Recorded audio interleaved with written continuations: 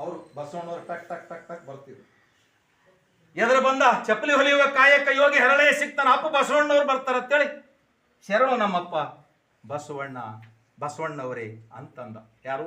ಹರಳೆಯನವರು. ಅವರು ಕನ್ನಡಿಗರೇ, ಅವರು ವಚನವನ್ನು ಬರೆದಂಥವ್ರೆ. ಅಷ್ಟೊಂದು ನಾವು ನೀವಾದ್ರೆ ಬಸವಣ್ಣವ್ರ ಸ್ಥಾನದಲ್ಲಿ ನಾವು ನೀವಾದ್ರೆ ಹಾಯ್ ಬಾಯ್ ಅಂತ ಹೋಗ್ತಿದ್ದೆ ನಾವು, ಹೋಗ್ತಿದ್ದೆ.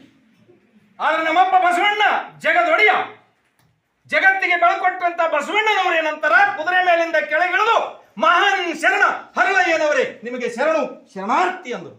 ಯಾರಂದ್ರು? ಬಸವಣ್ಣವರು. ಅದಕ್ಕೆ ಹರಳಯ್ಯ ಚಿಂತೆ ಆಯ್ತು, ನಾ ಏನಲ್ಲಿ ಮುಂದೆ, ನಾ ಏನಲ್ಲಿ ಶರಣು ಶರಣು ಶರಣು ಅಲ್ಲಕ್ಕೆ ಆಗ್ತದ ಎಲ್ಲ. ಅದಕ್ಕೆ ಮನೆಗೆ ಹೋಗ್ತಾನೆ. ಮನೆ ಹೆಣ್ಮಕ್ಳು ಭಾಳ ಟ್ಯಾಲೆಂಟ್. ರಿಸಲ್ಟ್ನಲ್ಲಿ ಯಾರು ನೀವೇ ಮುಂದಿದ್ದೀರಿ?